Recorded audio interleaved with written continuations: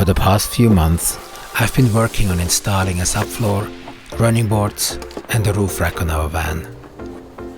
Today we are cutting our first holes to install bunk windows.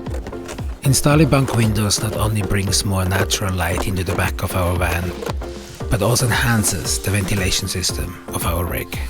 For this project, I opted for Laurence bunk windows, which you can conveniently order online from Amazon or other similar e-stores. First, I created a cutting template. Here is where I made a mistake.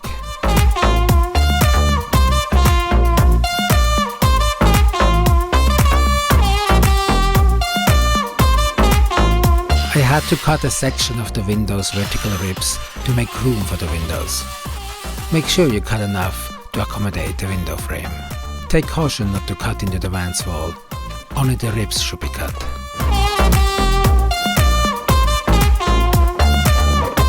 I taped the template onto the inside wall. Then I drilled 2 holes for both the template and the van to ensure proper alignment before taping the template onto the outside of the van. After tracing the outline with a permanent marker, I took some masking tape and used it to safeguard the metal surrounding the window trays to avoid any potential damage. I made a small pilot hole with a drill and then proceeded to use my jigsaw to cut out the shape of the bunk window by carefully following the tracing line.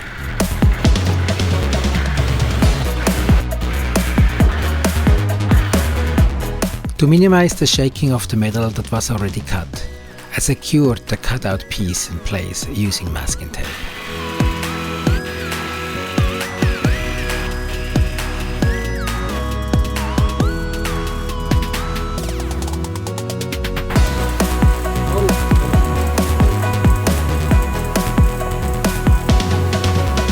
After test fitting the window into the hole, I discovered that I made the hole too big.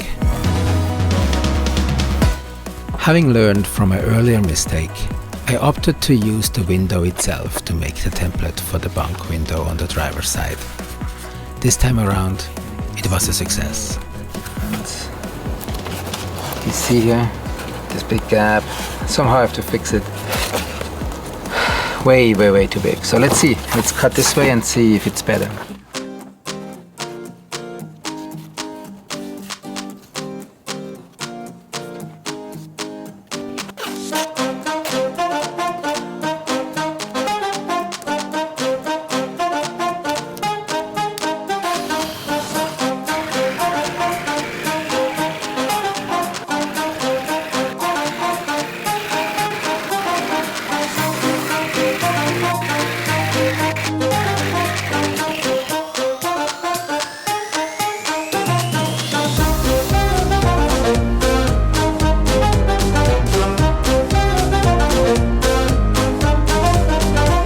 Next, I smoothed out the raw metal edges by sanding them.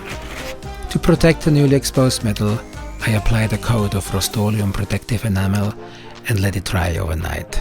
After I removed the masking tape and cleaned the area around the hole, I inserted the window and secured it with some tape. With the help of another person holding the window from the outside, I screwed the window in place from the inside using the clamp ring. Make sure to tighten the screws evenly all around to ensure a proper seal. Once done, it is time to check the window for any potential leaks. Since it rarely rains in Southern California, I tested it with a hose instead.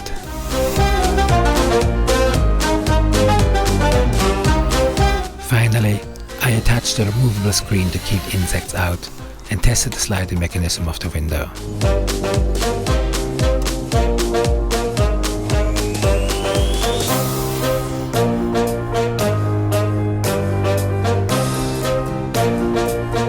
Stay tuned for our next video, where we'll be cutting a hole in the roof of our van and installing a max air roof van. Subscribe so you don't miss it, and then head over to this video so you can learn more about van conversions. Thank you for watching and see you in the next one.